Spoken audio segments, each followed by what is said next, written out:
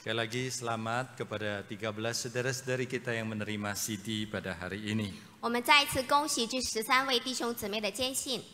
Saat ini kita akan mempersiapkan hati belajar firman Tuhan. 现在我们要预备心学习神的话语。 Tema kita hari ini adalah terkait dengan sikap kekristenan, sikap orang percaya terhadap perang di dalam dunia ini. 今天的主题是基督徒对于战争的态度。 Sebelum kita membaca Alkitab, mari kita berdoa. 我们读经之前一起祷告。 Bapa di surga, kami berterima kasih. 我们在天上的父啊，我们感谢你。 Kami sudah menyembah Engkau melalui puji-pujian dan doa. 我们已经借着诗歌和祷告来赞美你。 Saat ini kami mau diperlengkapi dengan firman-Mu. 我们要求你的话语来装备我们。 Mohon Tuhan mengurapi kedua hamba-Mu 求神高莫你两位仆人， dan mengurapi setiap saudara-saudari yang 还有 mendengarkan. 每一个弟兄姊妹。 Berbicaralah kepada kami Tuhan. 神啊，你对我们说话。 Demi nama Tuhan Yesus kami berdoa. 奉主耶稣基督的名，我们祷告。 Amin. 阿门。 Saya mengajak saudara membuka satu bagian Alkitab di dalam Ulangan pasal ke-20. 我们一起打开圣经《生命记》20章， Ulangan 20 ayat ke-10 sampai 18. 《生命记》20章第10节到18节。 Ini berbicara tentang petunjuk Tuhan tentang peperangan yang dihadapi oleh bangsa Israel. 这是神吩咐以色列民如何面对战争。 Sebagai pengantar, saya memberitahukan ayat 10 sampai 15 berbicara tentang satu jenis perang. 作为一个桥点，牧师介绍第10节到15节是一个情势的战争。 Ayat 16 sampai 18 peperangan dalam bentuk yang berbeda.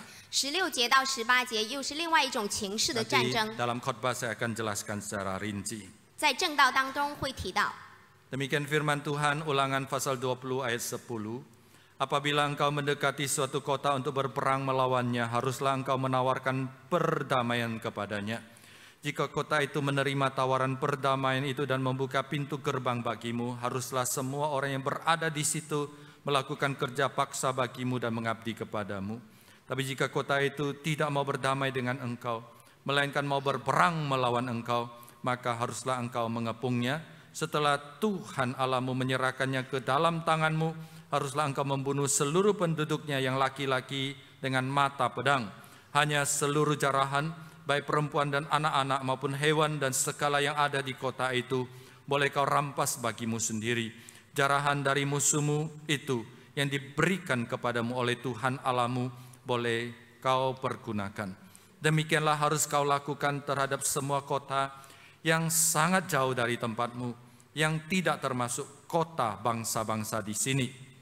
Tetapi dari kota bangsa-bangsa ini yang diberikan Tuhan Allahmu kepadamu menjadi milik pusaka. Apapun yang bernapas, jangan kau biarkan hidup. Sesungguhnya orang Het, orang Amori, orang Kanaan, orang Feris, orang Hewi, dan orang Yebus harus kau tumpas. Terjemahan lain, harus kau bumi hanguskan sama sekali, seperti yang diperintahkan Tuhan Allahmu kepadamu, supaya mereka tidak mengajar kamu melakukan segala yang menjijikkan seperti mereka lakukan bagi ilah-ilah mereka, sehingga kamu berdosa terhadap Tuhan Allahmu. 第10节，你临近一座城要攻打的时候，先要对城里的民宣告和睦的话。他们若以和睦的话回答你，给你开了城，城里所有人都要给你效劳，服侍你。若不肯与你和好，凡要与你打仗，你就要围困那城。耶和华你的神把城交付你手，你就要用刀杀尽这城的男丁，唯有妇女、孩子、牲畜和城内一切的财物，你可以取为自己的掠物。耶和华你神把你仇敌的财物赐给你，你可以吃用。离你甚远的各城，不是这些国民的城，你都要这样待他。但这些国民的城，耶和华你神既赐你为业，其中凡有气息的，一个不可存留。只要照耶和华你神所吩咐的，将这赫人、亚摩利人、迦南人、比利洗人、西魏人、耶布斯人都灭绝净尽，免得他们教导你们学习一切可憎恶的事，就是他们向自己神所行的，以致你们得罪耶和华你们的神。 Sampai di sini kita membaca Alkitab. 我们读经就到这里。 Saudara sekalian, ada cerita seorang anak kecil mengantar pamannya ke dokter. 有这样一个故事，一个孩子送他的叔叔去看医生， Pamannya sakit diabetes yang keras, 叔叔得了严重的糖尿病， lalu kakinya luka parah. 他的脚受伤了。 Setelah dokter melihat, maka dokter harus mengamputasi, memotong kakinya. 当医生检查了以后，医生要决定给他的脚做截肢， supaya dapat menyelamatkan nyawanya. 为的是要挽救他的生命。 Pengalaman melihat pamannya pergi dengan 2 kaki, pulang dengan 1 kaki membuat anak kecil ini trauma di dalam hatinya. 因为医生给这个叔叔做了截肢，叔叔回家以后，孩子看到2条腿去医院，1条腿回家，他非常的焦虑恐 Dia 惧， sangat takut kepada dokter itu. 他对那个医生非常的恐惧。 Satu hari anak kecil ini sakit demam. 有一天，这个孩子发烧了， Karena ini terjadi di kampung, 因为这个是乡村， satu-satunya dokter adalah dokter itu. 只有那么一位医生， Maka mau tidak mau anak ini diantar ke dokter tersebut. 要不要都要去看这位医生。 Anak ini sangat takut. 这个孩子非常的惧怕， Dia teringat pengalaman pamannya. 他想起了他叔叔的经历， Dia takut kakinya dipotong oleh dokter. 他想到叔叔的腿被医生截去了， Namun karena dia cuma sakit demam, 因为他只是发烧而已， tentu dokter tidak memotong kakinya. 所以医生不会给他的脚截肢， Dokter cukup memberi dia paracetamol dan dia menjadi sembuh. 医生只需要给他普尔西痛，所以他的烧就退了。 Saudara, dari cerita di atas kita belajar 2 pengalaman. 在上面的故事当中，我们学会了两个经历。 Yang pertama, 第一， dokter mengamputasi kaki sang paman untuk menyelamatkan nyawanya. 医生给叔叔做了截肢，为了是挽救他的生命。 Dia potong kakinya bukan karena benci atau balas dendam. 他不是为了恨这个叔叔，或者是为了报复才为他做截肢。 Dokter justru bersalah kalau dia tidak potong kakinya. 如果医生不给他做截肢才是错， Karena itu akan mengancam nyawanya. 因为他会危及到这个叔叔的生命。 Yang kedua, 第二点， dokter punya hikmat. 医生有智慧， Dia akan memberikan obat sesuai dengan penyakit dan kondisi dari pasien. 他会照着病人的病情去开处方。 Tidak semua orang datang kakinya dipotong. 不是每一个去看医生的人都要被截肢。 Kalau semua datang kakinya dipotong itu namanya dokter gila.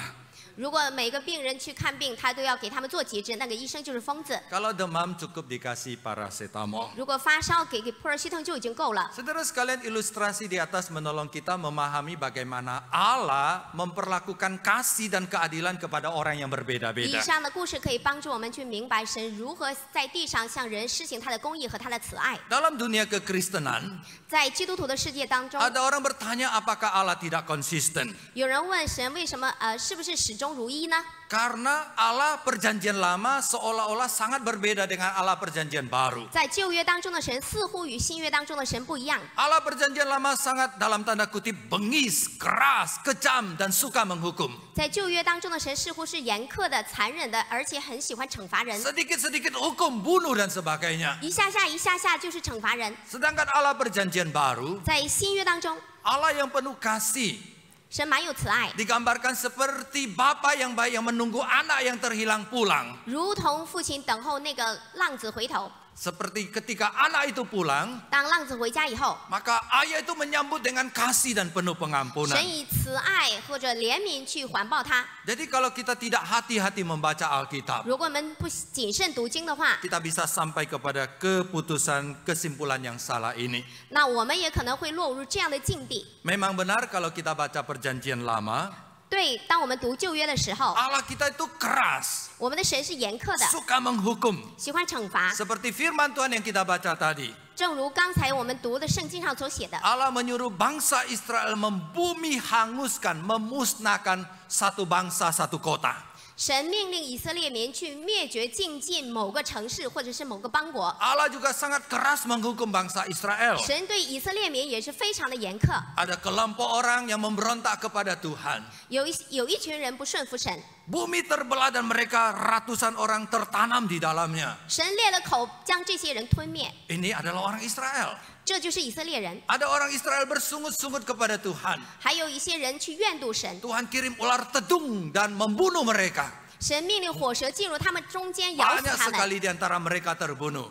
所以他们当中有很多人被蛇咬死。 Allah tidak segan menghukum bangsa Israel. 神很果断的去审判以色列民。 Israel pernah terpecah menjadi 2. 以色列民曾经分为南北两国， Utara ada 9 suku dengan nama Israel. 北国是9个支派的以色列， Selatan ada 2 suku dengan nama Yehuda. 南国是2个支派的犹大。 Allah izinkan utara itu diserang bangsa Asyur. 神许可北国被亚述所辖制， Dan Yehuda yang selatan diserang oleh raja kerajaan Babel. 所以神许可南国被巴比伦所辖制， Allah menghukum mereka, 神审判他们， membuang mereka ke Asyur dan Babel selama ratusan tahun. 任凭他们被亚述或者巴比伦所掳去。 Catatan di atas menggambarkan Allah itu seperti dalam tanda kutip bengis, kejam dan suka menghukum. 以上的两个见证，好似神是这样的严苛或者是残忍， Sebaliknya di perjanjian baru, 跟新约当中不同。 Allah digambarkan penuh kasih. 神满有慈爱， Mengutus Yesus datang ke dalam dunia, 差遣耶稣基督来到地上， menjadi juru selamat mati bagi kita di kayu salib, 做我们的救主，并且死在十字架上， memberikan pengampunan kepada setiap orang yang bertobat, 而且对那些悔改的人他赦罪， bahkan mengangkat kita menjadi anaknya 而且收纳我们做他的儿女， dan mendapat hidup yang kekal. 而且有永远的生命。 Jadi pertanyaannya, apakah benar Allah tidak konsisten? 我们的问题就是神是不是真的没有始终如 Di 一？ perjanjian lama begitu keras, 在旧约当中是那样的严 di 苛， perjanjian baru begitu penuh kasih. 在新约当中是那样的满有慈爱。 Saudara, dalam hal ini pernah ada sekelompok orang yang disebut dengan Marcionisme. 所以在这样的情况下，在基督教当中也有这样一个教派叫马吉安派。 Marcion berkata, saya tidak percaya kepada Allah perjanjian lama. 马吉安说我不相信在旧约圣经当中的神， Karena dia terlalu bengis. 因为他太残忍了。 Saya hanya percaya kepada Allah perjanjian baru. 我只相信新约当中的神。 Sekali lagi saudara sekalian, 再问一次， apakah Allah tidak konsisten? 我们的神是不是真的没有始终如一呢？ Tentu saja Allah kita konsisten. 肯定的，我们的神是始终如一的。 Allah kita dalam kekekalan tidak pernah berubah. 神在永恒当中没有改变， Kasih dan keadilan Allah baik di perjanjian lama dan perjanjian baru tidak berubah. 他的公义和慈爱在新旧约当中没有改变， Cuma perlakuannya kepada manusia itu berbeda. 但是他针对人所做的却有些不同。 Kembali kepada ilustrasi dokter di atas. 我们再回到刚开始我们所讲的故事当中， Apakah dokter itu tidak konsisten? 那这个医生是不是也没有始终如一呢？ Tidak, dokter itu sangat konsisten. 没有，这个医生很始终如一。 Tapi terhadap penyakit yang keras, 对于重病， dokter itu tegas sekali potong kaki. 医生非常的果断截肢。 Tapi terhadap penyakit yang ringan, 对于那些轻的病症， cukup paracetamol. 普尔西痛就够了。 Hal itulah yang kita pelajari dalam perlakuan Allah kepada manusia. 这我们也可以学到神对人所做的。 Jadi berdasarkan analogi dokter di atas, 我们用以上的医生做比喻， kita belajar Allah selalu konsisten menjalankan kasih dan keadilannya. 神在行使他的慈爱和公义的时候是始终如一的。 Karena orang-orang yang dihadapi di dalam perjanjian lama 因为旧约当中所面临的人， adalah 的人， kelompok orang yang rusak parah. 因为他们已经非常的败坏。 Kalau saudara membaca kitab Ulangan, kitab Keluaran, kitab Imamat dan kitab Bilangan, 当我们读创出利民生的时候， maka kita melihat bagaimana Allah memberikan perintah kepada bangsa Israel. 我们看到神怎样去命令以色列民。 Dari perintah kepada bangsa Israel kita mendapat gambaran seperti apa orang yang hidup pada zaman itu. 借着神所吩咐以色列民所行的，我们对那些人有一些的印象。 Allah melarang mereka makan segala daging mentah. 神不许他们吃生肉， Allah melarang mereka makan segala darah. 神不许他们吃一切的血， Darah apapun juga kata Allah jangan dimakan. 无论什么动物的血都不可以吃， Menggambarkan mereka adalah suku kanibal. 描绘了他们其实是一个食人的民族。 Mereka tidak hanya makan daging binatang mentah. 他们不仅仅是吃动物的肉， Kemungkinan besar mereka juga makan daging manusia secara mentah. 很大的可能他们也吃活人的肉。 Mereka adalah bangsa yang barbar. 他们是非常野蛮的民族， Mereka mempraktikkan segala jenis dosa seksual. 他们行各种各样的淫乱， Homoseks, lesbian, incest yaitu berhubungan seks dengan saudara kandung, bestialisme yaitu berhubungan seks dengan binatang. 同性恋、女同性恋，或者是乱伦，还有一些与动物的相交。 Mereka mempraktikkan penyembahan berhala. 他们也拜偶像， Mereka mempersembahkan anak sulung mereka yang laki-laki dibuang ke dalam api hidup-hidup sebagai persembahan kepada dewa-dewi 他们是 mereka. 长子金火献给偶像摩洛。 Saudara, bayangkan kalau ada kelompok orang seperti ini tinggal di lingkungan sekitar kita. 如果我们想象一下，我们周遭有这样的一个民族， Kita tinggal di Jakarta, 我们住在雅加达， keluar sedikit Jakarta, 刚出一点点雅加达， ada suku kanibal tinggal di sana. 那里有一个食人族。 Malam-malam kita pergi dengan tubuh yang lengkap. 我们晚上以好好的身体出去， Pulang tangan hilang satu. 回家的时候少了一只手， karena dimakan orang di sana. 被那些食人族吃了一条。 Tiba-tiba mereka datang, 他们突然来了， bakar rumah kita. 烧了我们的家。 Saudara kalau punya tetangga seperti itu bagaimana rasanya? 如果我们有这样的一个邻舍，我们的感觉如何？ Itulah kondisi bangsa itu. 这就是那个民族的状况。 Dan apa yang Allah kerjakan? 那神如何行？ Maka Allah menghukum mereka 神审判他们， dan Allah membumi hanguskan mereka. 神把他们灭绝尽尽。 Ibarat seorang dokter, 用医生做比喻， maka orang-orang pada waktu itu sakit sangat parah. 那个时候的人，他们已经是身患重病， Sehingga Allah harus melakukan amputasi rohani. 神不得不行使属灵的截肢。 Karena paracetamol rohani sudah tidak cukup untuk menyembuhkan mereka. 属灵的波尔西痛对他们已经不起任何作 Allah 用， membumi hanguskan bangsa ini. 神把他们灭绝尽尽。 Mengapa? 为什么？ Bukan Allah benci kepada mereka. 不是因为神恨恶他们， Bukan Allah ingin membalas dendam. 也不是因为神要报复， Tapi Allah ingin menghentikan kejahatan dan kebejatan kehidupan pada waktu itu. 因为神要止住邪恶，止住败坏。 Dan setelah bangsa yang bejat ini yang tidak tertolong ini dihanguskan, 所以那些人不可能再悔改的人，所以把他们灭绝尽尽。 Allah akan membangun satu peradaban yang baru melalui bangsa Israel. 神要借着以色列民再兴起另外一个邦国。 Kemudian tujuan Allah membumi hanguskan mereka adalah untuk melindungi bangsa-bangsa di sekitar itu. 另外一处就是神把他们灭绝尽尽，为了保护其他的国家。 Jadi kalau Allah tidak menghukum mereka, 如果神没有整治他们， Allah tidak menghentikan mereka, 神没有制止他们， maka Allah akan sama seperti dokter yang tidak mengamputasi kaki yang sudah busuk. 那我们的神就如同那个医生没有给这位叔叔做截肢。 Jadi tindakan Allah adalah tindakan yang preventif, 神所做的是非常的果断， tindakan yang benar yang benar. 是公义的。 Itu adalah kondisi bangsa Israel atau penduduk pada waktu itu di Perjanjian Lama. 这就是旧约时期的人所面临的状况。 Bangsa yang barbar, 一个野蛮的民族， bangsa yang rusak parah.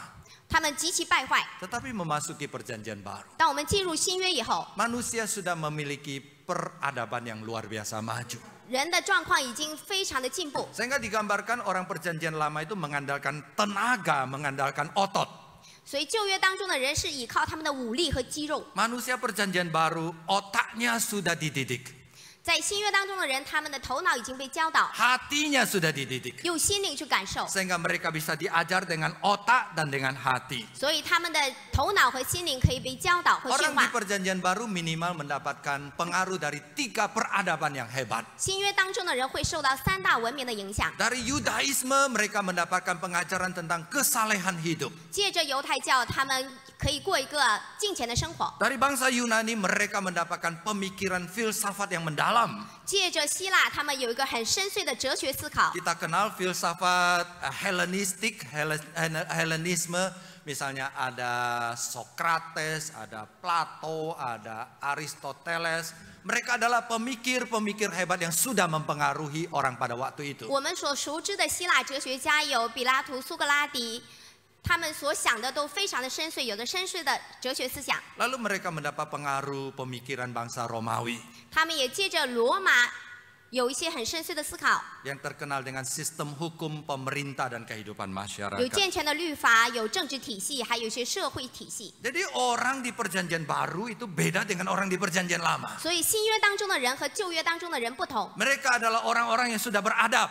他们已经被教导， Kalau di sini otak mereka sudah jalan, hati mereka sudah jalan, 他们的头脑、他们的心灵已经开始慢慢的驯化。 maka pengajaran Allah itu adalah melalui pengajaran, bukan lagi melalui kekerasan. 所以神已经去教导他们，用一个方式去教导他们，而不是用武力去解决。 Jadi kembali kita belajar satu hal. 我们再学习一点， Allah kita itu adalah Allah yang konsisten. 我们的神是始终如一的。 Meskipun kelihatan di Perjanjian Lama tindakannya sama sekali berbeda dengan Perjanjian Baru. 哪怕是在旧约当中他所行的与新约当中的不同， Ini karena kondisi keadaan manusia di Perjanjian Lama sama sekali berbeda dengan di Perjanjian Baru. 因为旧约当中的人的境况跟新约当中人的境况完全不同。 Dan dengan latar belakang seperti itu, 在这样的背景之下， kita kembali kepada tema kita hari ini. 我们回到今天的主题。 Bagaimana sikap kekristenan terhadap perang?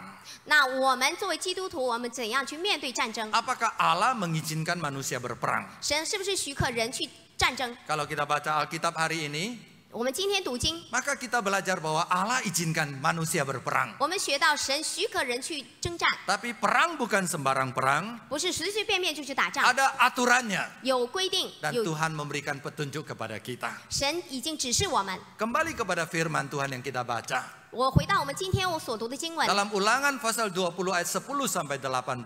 在申命记20章第10节到15节， Berbicara tentang dua konteks peperangan. 有两种情势的战争。 Yang pertama adalah perang yang digambarkan di ayat 10 sampai 15. 第一种情势的战争就是10到15节， Ceritanya bangsa Israel keluar dari Mesir. 故事就是以色列民出埃及， Kemudian mereka melakukan perjalanan sampai ke tanah Kanaan. 他们在去往迦南的路上， Jadi ini adalah Mesir, 这是埃及， ini adalah Kanaan. 这是迦南， Selama 40 tahun mereka melakukan perjalanan. 所以他们在旷野40年， Dan di tengah-tengah perjalanan, 在路上 mereka akan melewati banyak kota. 他们会经过很多的城邑， Mereka akan melalui banyak daerah. 他们会经过很多的区域。 Jadi perintah Tuhan kepada bangsa Israel. 神对以色列人所命令就是， Kalau kamu lewati satu daerah, 当你经过一个区域的时候 kamu，minta izin.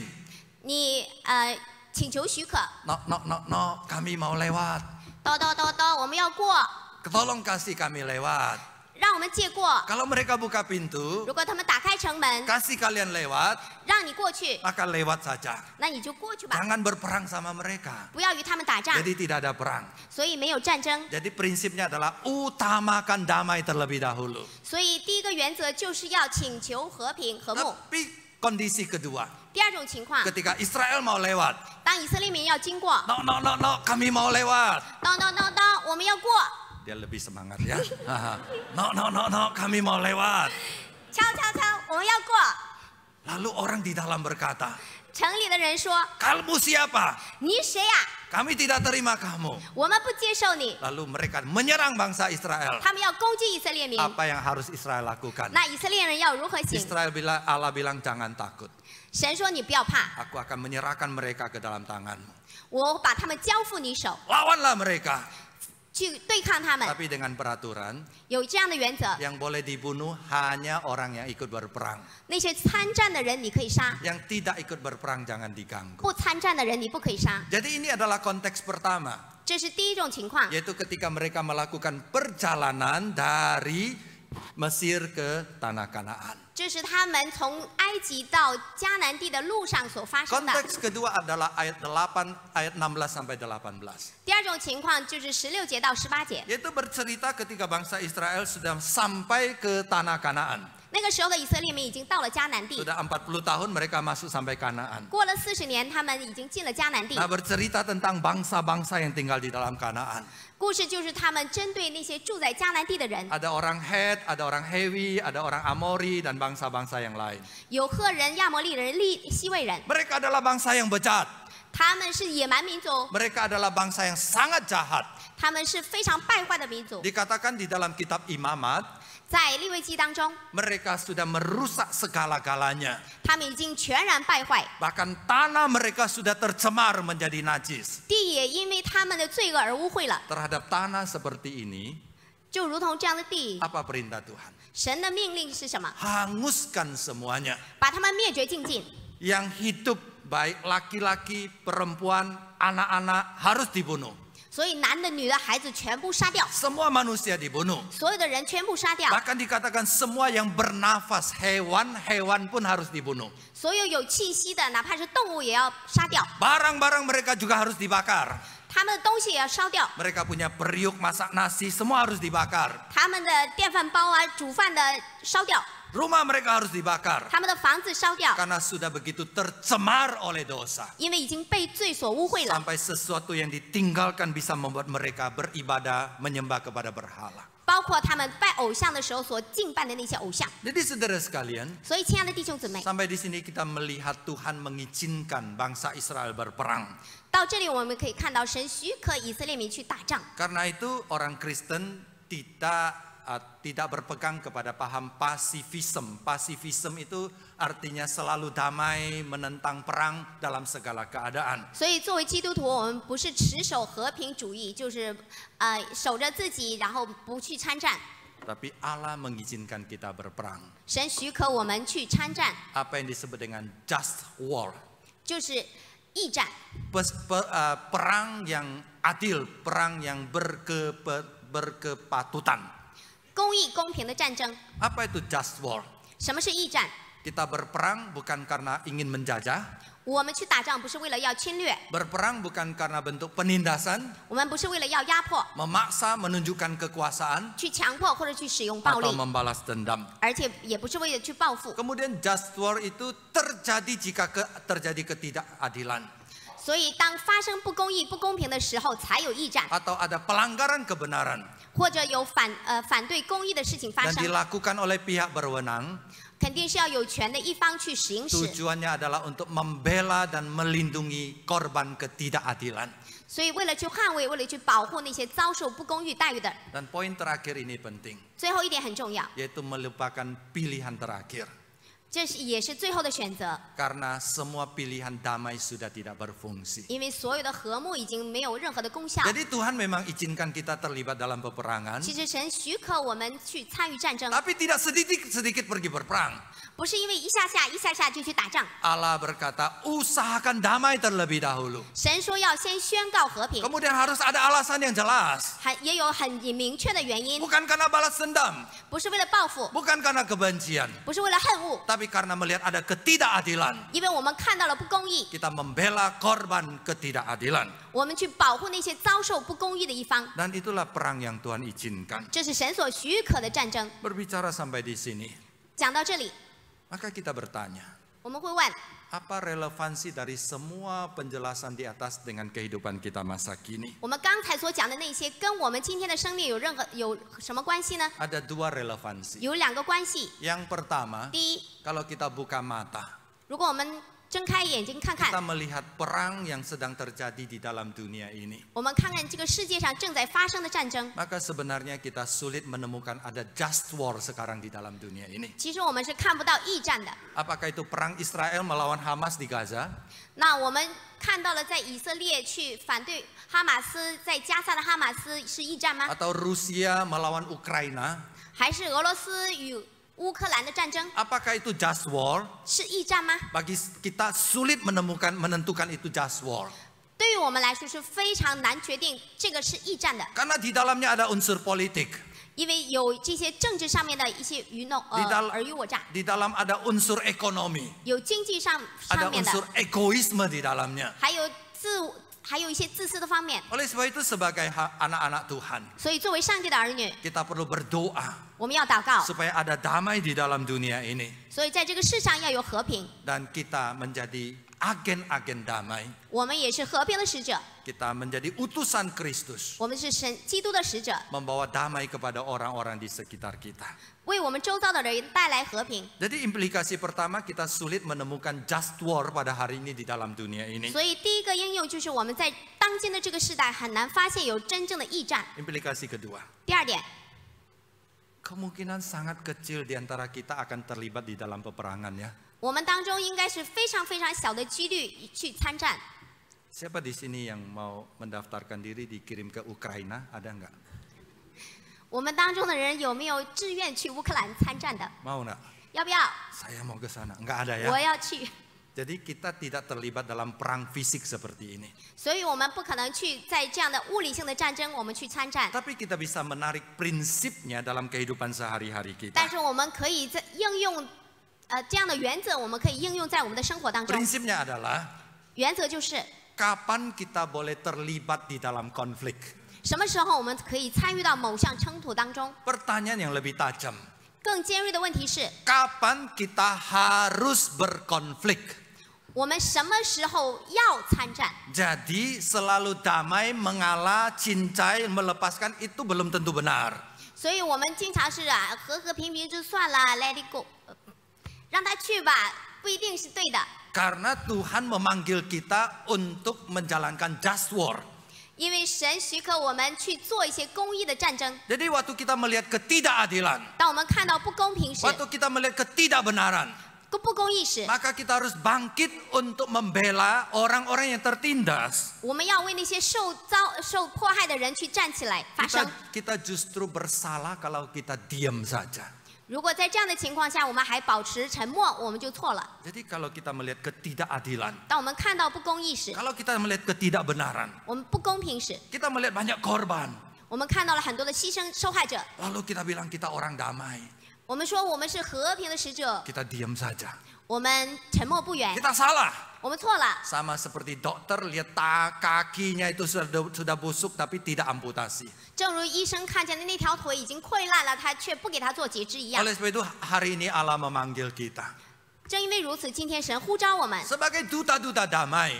我们是和平的使者。 Pertama memang kita harus mengusahakan damai. 第一点，我们肯定是要求和平。 Tapi kalau damai tidak mungkin dilakukan, 已经没有和平可以行使的话， maka kita harus berani menyuarakan diri, 我们一定要勇敢的去站起来发声， berani berkonflik.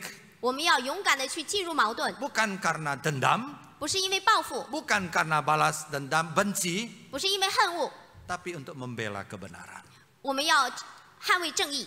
Saudara, tanggal 10 November kemarin itu Hari Pahlawan. 这个月的10号是英雄纪念日， Presiden Prabowo menetapkan 10 orang menjadi pahlawan nasional. 普拉波沃总统授予10个人有人民英雄的这个勋章， Di antaranya ada 1 orang yang bukan siapa-siapa tapi diangkat jadi pahlawan. 在他们当中有一个人并不是什么伟人，但是他也被授予英雄的勋章。 Saudara tahu siapa? 弟兄姊妹们知道是谁吗？ Namanya Marsina. 名字叫 Marcina， Siapa Marsina? 他是谁？ Dia pahlawan nasional. 他是国家英雄， Dia seorang buruh di Jawa Timur. 他是西爪哇的一个工人。 Tapi pada waktu itu 那个时候， dia melihat kaum buruh ditindas. 他看到工人们被压迫、被压榨， Bayaran itu tidak sesuai dengan peraturan. 他们所付的工钱没有照着规定去拿工资， Mereka jam kerja mereka itu tidak benar. 他们的工作时长也不对。 Marsina menyuarakan keadilan, 他为公益发声， menentang perusahaan-perusahaan yang tidak benar. 而且他去反对这些人的不当行为。 Karena itu dia dibenci orang-orang yang tidak benar. 他被那些不公义的人所恨恶， Dia ditangkap, 他被抓、 dibunuh, 被杀， kemudian badannya dimutilasi.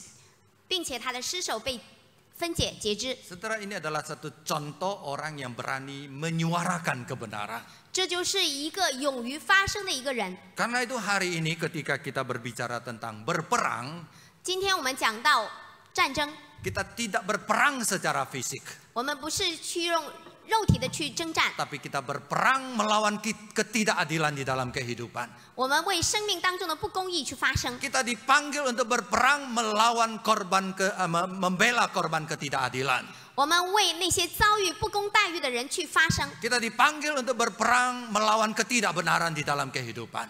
我们为那些生命当中的生活当中的那些不公平去发声。 Dan sebaliknya, 相反， sebagai orang yang hidup di dalam dunia ini, 作为活在这个世上的人， kita juga harus menerapkan keadilan kepada semua orang. 我们也要向所有人施行公平。 Di dalam konteks perusahaan yang kita pimpin, 在我们所领导的这个生意 di dalam 场上， konteks keluarga kita, 在家庭当中， di dalam konteks masyarakat kita, 在社会当中， di dalam konteks tempat kerja kita. 在我们的职场当中， Dengan demikian kita baru menjadi agen-agen damai di dalam dunia ini. 我们都要作为和平的使者。 Karena itu saudara sekalian, 所以弟兄姊妹们， hari ini kita belajar sebagai anak Tuhan kita harus menjadi agen damai. 所以我们作为上帝的儿女，我们就是和平的使者。 Memang Tuhan berkata, pertama usahakanlah damai. 所以神说，首先你要宣告和睦。 Tapi kalau jalan damai sudah tertutup semua, 如果所有和睦的道路已经被堵 dan 死， kita melihat tetap terjadi ketidakadilan dan ketidakbenaran, 而且不公义、不公平还在持续发生， kita bersalah kalau kita tutup mulut. 如果我们不为此发声，我们就错了； Kalau kita diam saja kita bersalah. 如果我们沉默不语，我们就错了。 Karena kita dipanggil melakukan just war, berperang melawan ketidakadilan. 因为我们被进行驿站而呼召。 Tuhan memberkati kita. 神保守我们每一个人。 Mari kita berdoa. 我们一起祷告。 Bapa di surga, 我们在天上的父， kami bersyukur dan berterima kasih 我们感谢你， melalui firman hari ini. 接着你的话语， Kembali kami memahami apa artinya menjadi pembawa damai.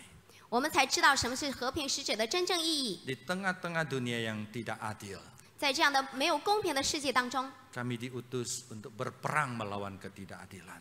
我们被你所差遣，为了和平而去战争。 Kami diutus untuk membawa damai dari Tuhan. 我们奉差把神的平安带到这个世界。 Tuhan tolong kami 神，你帮助我们， supaya kami tidak hanya menjadi pendengar, 让我们不仅仅只是听到人， tapi kami menjadi pelaksana firman-Mu. 我们也要去行道。 Demi nama Tuhan Yesus kami berdoa. 奉主耶稣基督的名，我们祷告， Amin. 阿门。